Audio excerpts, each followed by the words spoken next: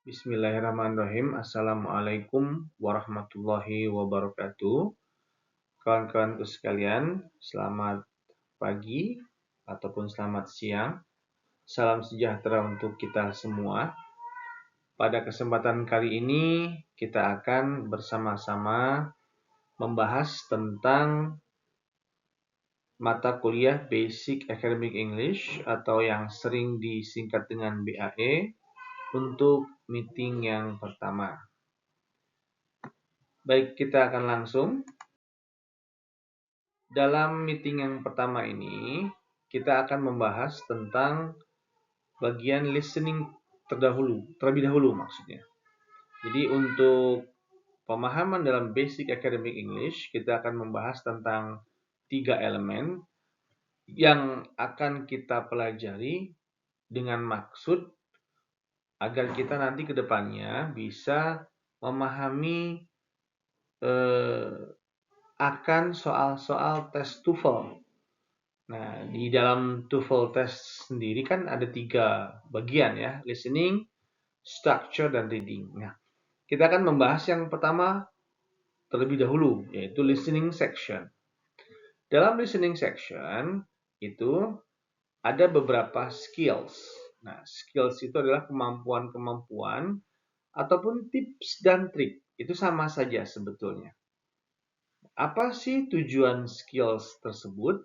Nah, skills ataupun kemampuan yang kita pelajari ini tujuannya adalah agar kita bisa memahami soal-soal yang akan kita temui dalam tes TOEFL nanti, dan harapan kita adalah kita bisa mengenali, ya, recognize soalnya, dan akhirnya kita bisa mengetahui pilihan jawaban mana yang paling tepat. Baik, nah, di sini kita lihat untuk di depan. Di sini ada tujuan, ya. Tujuannya adalah bahwa setelah mempelajari materi ini, mahasiswa dapat memberikan yang pertama lebih fokus pada bagian yang terakhir ataupun baris kedua ataupun baris terakhir dari sebuah dialog. Yang kedua adalah menemukan kesamaan ataupun sinonim antara pertanyaan dan pilihan jawabannya. Ini akan kita bahas nanti karena untuk jawaban yang akan dipergunakan itu selalu menggunakan sinonim. Lalu yang ketiga, bisa mengenali atau familiar dengan kata-kata yang memiliki suara yang mirip, ya, yang kemungkinan bisa mendistract ataupun mengalihkan atau bahkan mengecoh, ya, mengecoh kita ketika kita menjawab soal.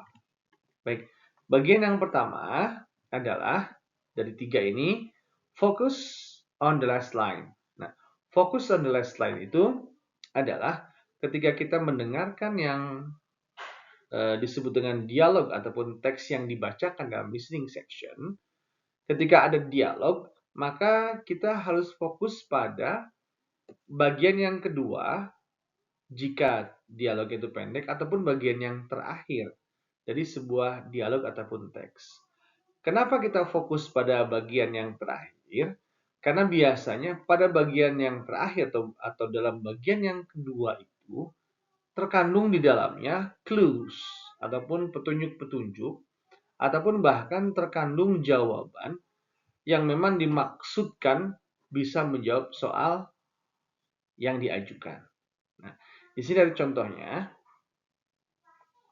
Yang pertama ini ada satu dialog.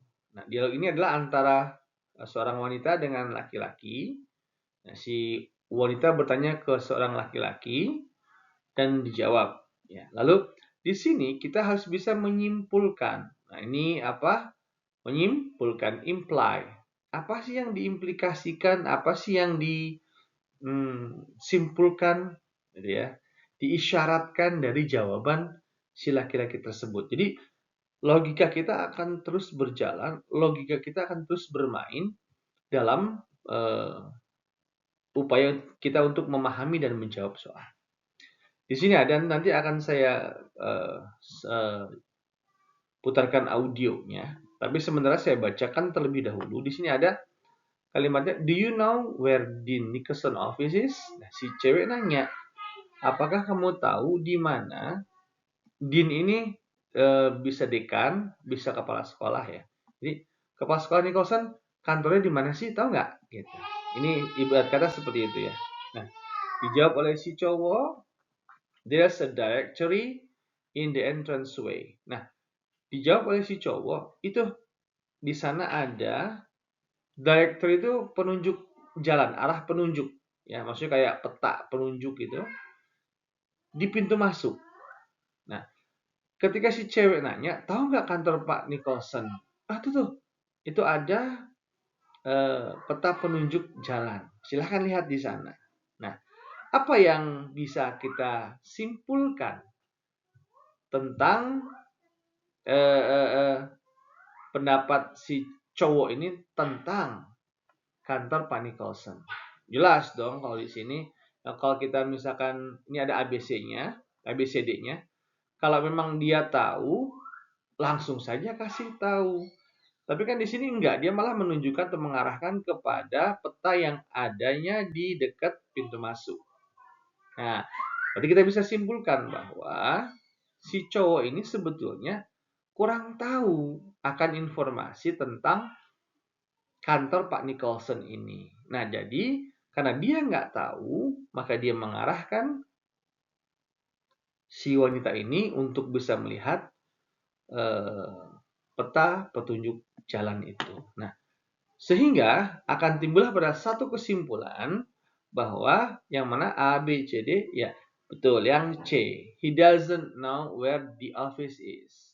Dia nggak tahu di mana sih sebetulnya kantor tersebut, sehingga karena dia nggak tahu, dia mengarahkan orang lain untuk melihat peta.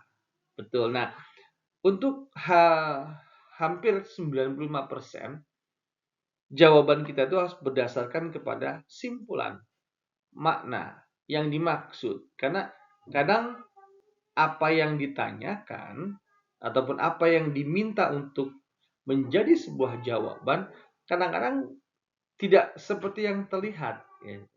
Kita harus membuat sebuah kesimpulan terlebih dahulu.